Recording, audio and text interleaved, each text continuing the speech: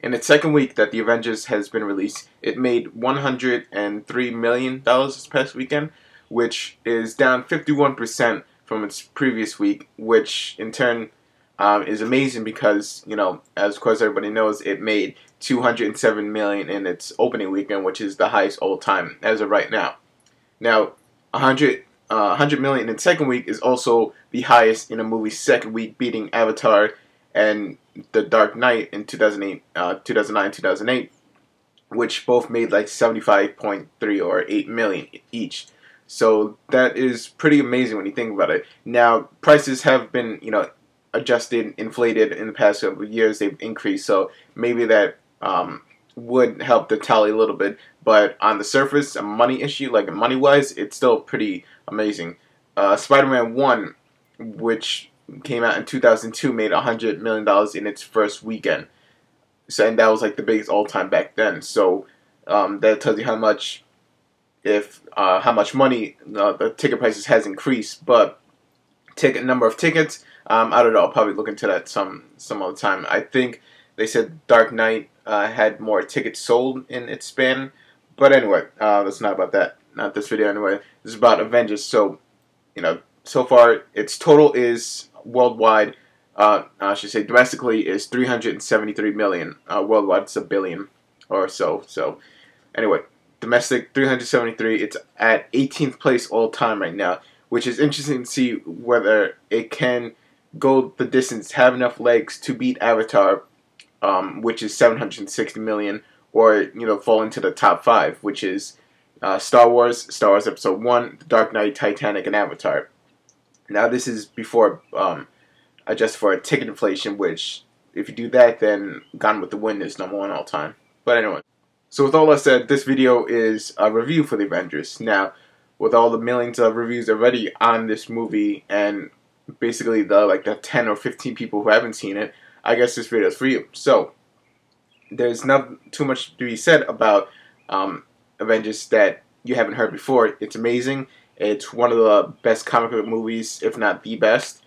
Now, whether people believe it's faithful to, the comics itself, people are gonna disagree and dispute that, as always, as every comic book movie. So, but on screen, when you go to the theater and you sit down for the 2 hours and 20 minutes, you're gonna be, it's gonna be a fun time. It's gonna be an amazing time, and it's pretty much history, because if you go back 5 years, 10 years, whenever the first X-Men came out and these rash of Marvel movies came out, if you said like Avengers, people would say they can't do it. It's impossible to get that many on screen, and to make it was pretty much impossible. But Marvel, starting with Iron Man, when they got their movie license and the studio going, they laid out a plan, and this is the culmination of everything that they did in the past 5 years. So, with Iron Man, Iron Man 2, Incredible Hulk, Thor, and Captain America finally leading to this.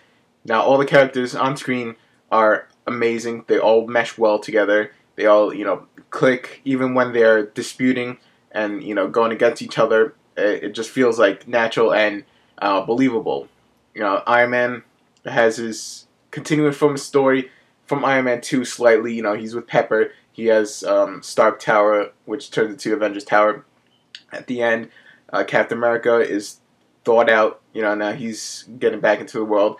Although some people, didn't like how he was just like got into it and didn't have that culture shock that he would from being World War II to now.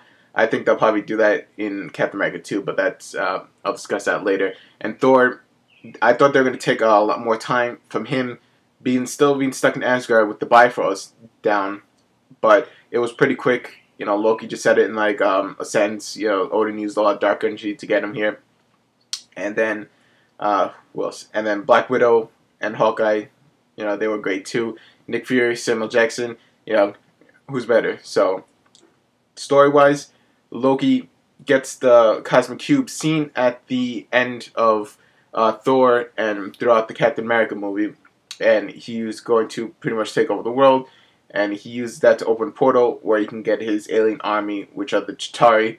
They're from the Ultimate Universe. They're basically the Skrulls of the Ultimate Universe. And then Chaos and pandemonium ensues.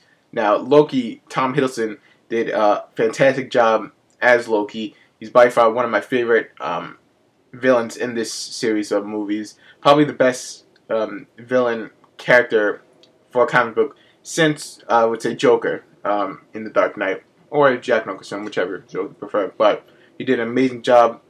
Tom Hiddleston is like my favorite character now, my favorite actor right now, along with Jeremy Renner and everybody. So, now what the director Joss Whedon was able to pull off was also amazing. So who thought that this guy, not a big name, not a James Cameron, not a Michael Bay, not whoever, now George Lucas, can bring this all these characters together, do it well, and make the product as awesome as it was.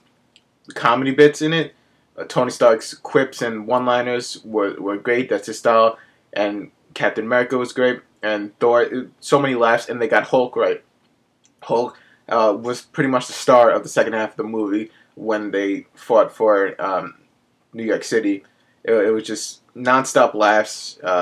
It's very, you have a good time with this movie, I should say. Now, Mark Ruffalo, he did an amazing Bruce Banner. Now, would it have been nice for continuity if Ed Norton was in this? Probably, but I don't think, seeing at the end of the movie, you're not saying, oh, this movie would have been 10 times better if Ed Norton was in it. No, Mark Ruffalo filled in shoes. He did great and was an awesome Bruce Banner, and the Hulk was awesome too. So everything in this movie was flat out amazing. To the performances, to the CGI, to the special effects, to the character interaction with each other. The director, Samuel Jackson, Scarlett Johansson, Chris Evans, Chris Hemsworth, Mark Ruffalo, whoever I'm missing, even Agent Coulson, I forgot his real name, but flat out amazing stuff. The ending sets up well for not only Avengers 2, but at the end when they disbanded, to go their separate ways, you see, Bruce and Tony go off into, one way. Thor's taking Loki back to Asgard. Chris Evans going his own way. So we'll see where that leads to. So I'll probably do a video discussing what I think is going to happen leading up to the sequels to all the movies and to Avengers 2. Because the stinger, the after credit scene, leads up to a very big enemy on the horizon for Avengers 2. So I don't know whether he's going to show up in the other movies. We'll see. So, all in all, this movie, I'll give it the highest rating I can give it, 10 out of 10.